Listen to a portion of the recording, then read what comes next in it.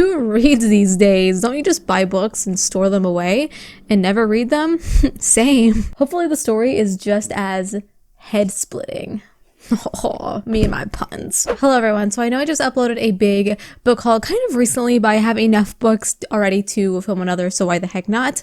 They're my favorite videos to film anyways, and I could use some fun and happiness in my life, and talking about new books I'm excited about does that. Actually, what really sparked this video was this giant box that came in the mail that I was not expecting. It's freaking ginormous and very heavy. Makes sense as there's 7 books inside. My poor mail lady. From Source Books, it looks like this. It came totally unannounced, so that made my day. I figured that we would start with this, and I do have some books that Orbit Books sent me and also Tor, so I might as well include those in this video as well. So let's go ahead and just jump right on in on what's inside this box. Now I have since opened it because I just couldn't help myself. I was so curious as to what was inside, so I already know what's in here. So it says thrills and chills, so you can already assume that it is full to the brim with horror books from all sorts of different tropes, and I'm going to run you through each of them because honestly, what a great recommendation strategy. Like, if you're feeling a specific kind of horror or thriller novel, you will definitely find one here. Also, all of these either just came out or are upcoming releases, which is really cool. So let me open it for you. Oh, it's really packed in tight. That's what she said. I'm really struggling. Okay, so this is blocking the light. It's what it looks like inside. As you can tell, leaves just fell out. And non-book related, we do have a packet of hot chocolate, Nestle Rich Chocolate Hot Cocoa Mix, and I am definitely going to be making that after filming this video. It's like 48 degrees outside. Okay, so I'm just going to start grabbing out books, and I want to start with the first one right here, which is Don't Let the Cold In, or Don't Let In the Cold. I keep doing that. I keep wanting to say Don't Let the Cold In. It's Don't Let In the Cold. So this is a snowy thriller, perfect for the cold months ahead of us, and clearly things go wrong with the big blood stain that is on the cover. So in this book, we follow Lottie, who is not so thrilled to be spending the night in a remote cabin with her new stepfather and stepsister. But of course, her mother assures her that they will be back before she knows it. All Lottie has to do is just stay inside and avoid the cold. But with every thriller or horror novel, no one listens to anything, and they decide to run into danger, and things go wrong. The cold weather soon turns into a full-blown storm. There's power outages, and if that's not enough, a suspicious young man is knocking on their door, desperately in need of shelter. But is he really as helpless as he claims to be? Very ominous indeed. This kind of reminds me of like the video game Until Dawn, or even like The Quarry a little bit, where everyone is just dumb and makes horrible mistakes. Probably this too. It seems like a really quick read, and it's honestly really short. Actually, all of these books seem to be on the shorter side, like around 300 pages, which I feel like is the perfect length for a thriller. You don't want things to be stretched on for too long. For me anyways. I'm curious, do you guys like really long thriller or horror novels, or do you like them on the shorter side? Fantasy long, horror on the shorter side for me, because I feel like I'll lose that like atmospheric, like scary vibe if I'm in the scary situation for too long, if that makes sense. It's kind of like a video game too. Alrighty, next up is another book that begins with the word don't, and that is Don't Go to Sleep. These thrillers are clearly giving the characters warnings, and they clearly do not listen. This is a historical thriller that seems to be a little bit more interesting to me, I think. Something about thrillers that take place in like a long ago setting, it makes it more creepy for me somehow. So we follow Gianna, a 17-year-old girl living in 1918 New Orleans.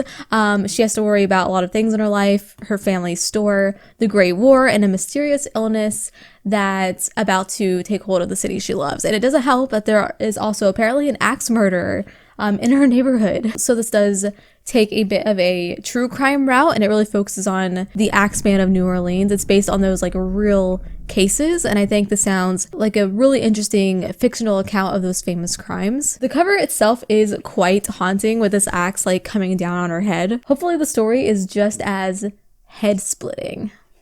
Oh, me and my puns. And the next book that I see here is She's Gone. Full transparency, I couldn't decide for the longest time if the title was simply She's Gone or she's gone, she's gone, she's gone, she's gone, she's gone. That would have made it way more memorable for me. So this is a twisty psychological true crime thriller geared more toward YA readers. These are all YA, by the way. I don't know why I'm like specifically saying this one is for YA. These are all YA thriller / horror novels. Anyways, it's a story about a boy who wakes up in the hospital with no memory. He knows he was in a car accident on homecoming night with his girlfriend.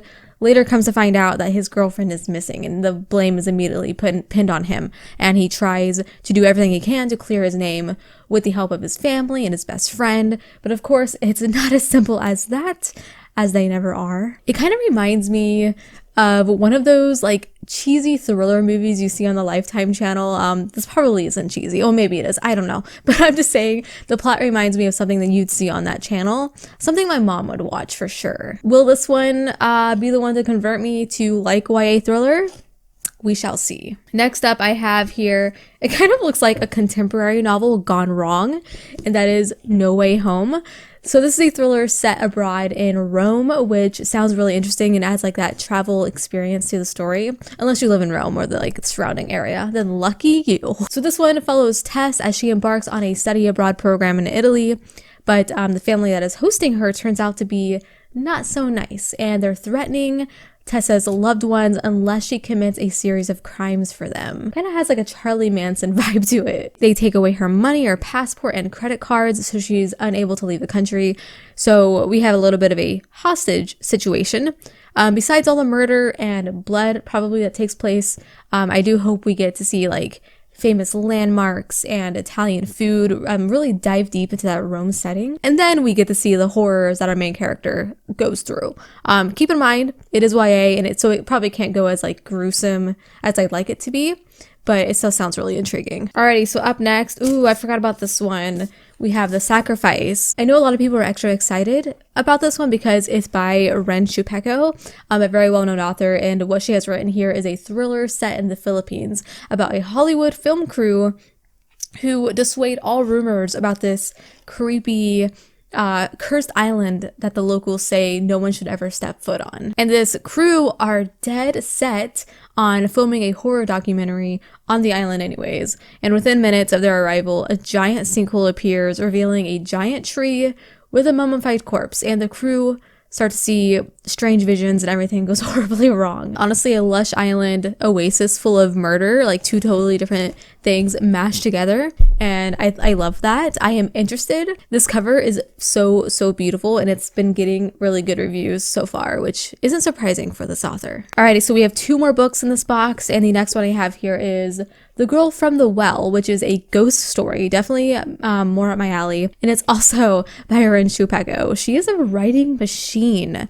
I own a few books now by her, so there's no excuse now for me to not pick up her books. I have yet to read one, so we gotta fix that soon. And these are really short, so like I should pick up one of these. Honestly, The Sacrifice is kind of calling to me a little bit more. But this one sounds really cool too, so this one is quite different than Sacrifice. We have a teenage boy named Tark, weird name, who is plagued with some sinister things that happen around him until one day he meets a ghost girl named Akiko, the famous girl from the well, I assume, who goes on vengeful missions to get rid of really bad people, like abusers, for example.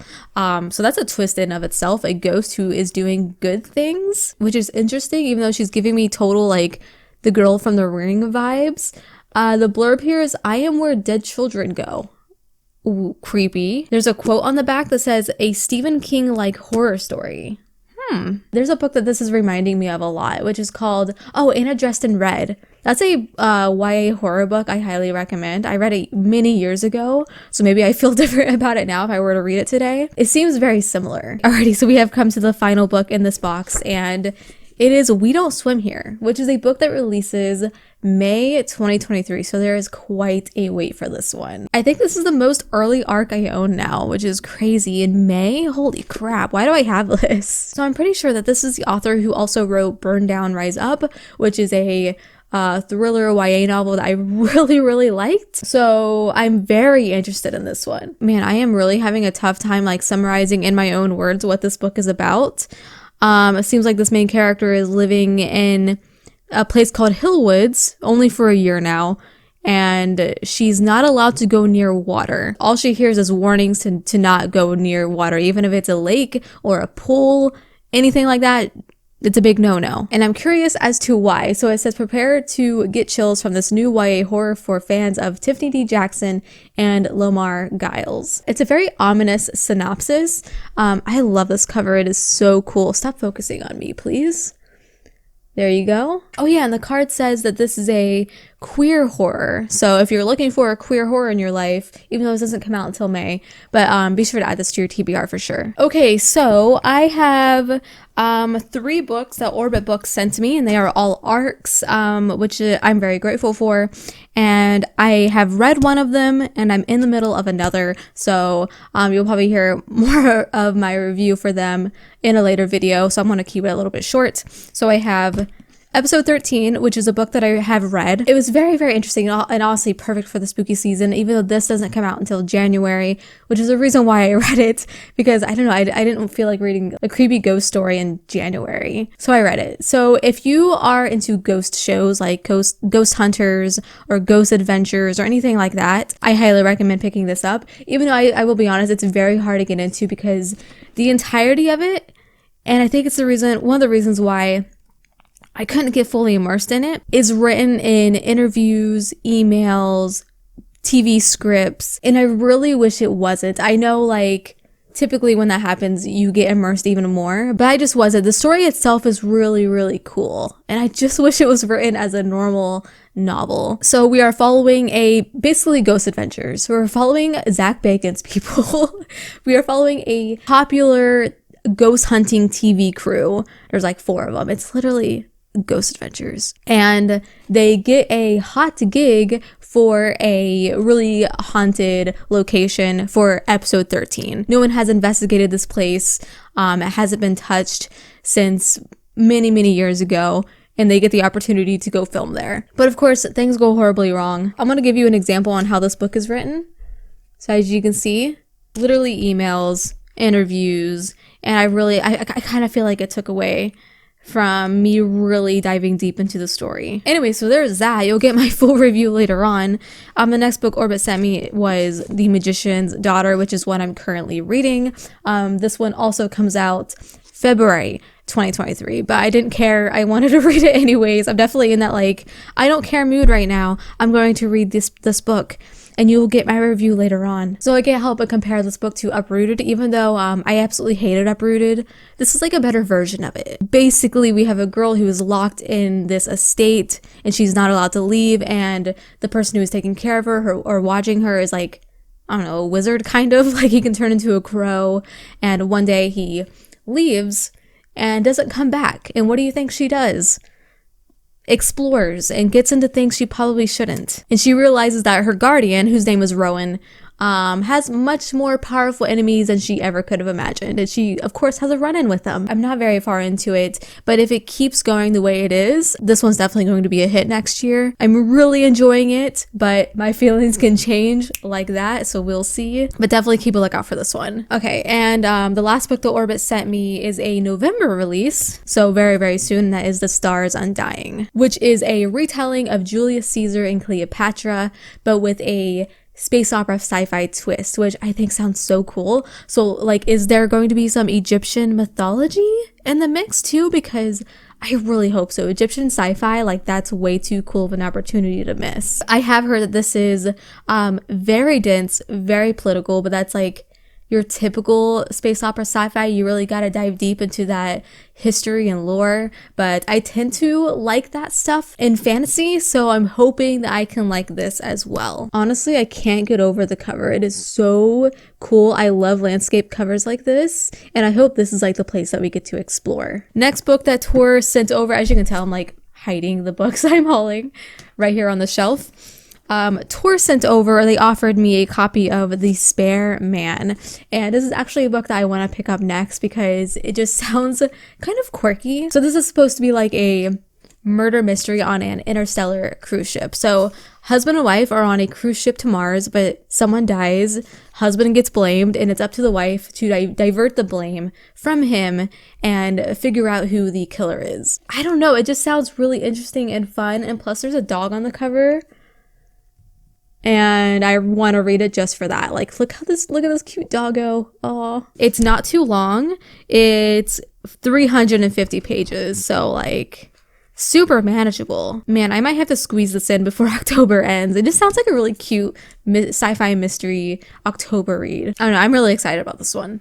And then the next book was totally unexpected. I got offered a copy of Poster Girl by Veronica Roth. Yes, the Veronica Roth who wrote the Divergent series. She is coming out, or is out. I think this comes out this month. Yeah, I'm pretty sure this is out now. But at least by the time this video goes up. She has written a adult dystopian, so she is still keeping with the dystopian genre. I have this fancy paper here to tell you what this book is about because I have no freaking idea. I didn't even know Veronica Roth was coming out with a book until Harper emailed me. Veronica Roth tells the story of a woman's desperate search for a missing girl after the collapse of the oppressive dystopian regime and the dark secrets about her family and community she uncovers along the way. A fallen regime, a missing child, a chance at freedom. It's definitely a book that I'm interested in because I want to know if it's better than Divergent. I want to know if her adult dystopian can live up to the pedestal that Divergent is. I personally I didn't love Divergent, but I mean, it was a movie. Like, come on, like, you can't deny that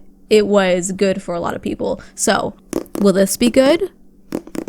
It's short. That's worrisome. Alrighty, so those are all the books I have to haul today. Let me know down below if you want me to read any of them sooner than I probably plan to. Who reads these days? Don't you just buy books and store them away and never read them?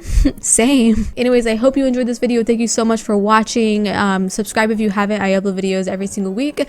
Like this video, it helps me out a lot. And until we meet again, happy reading.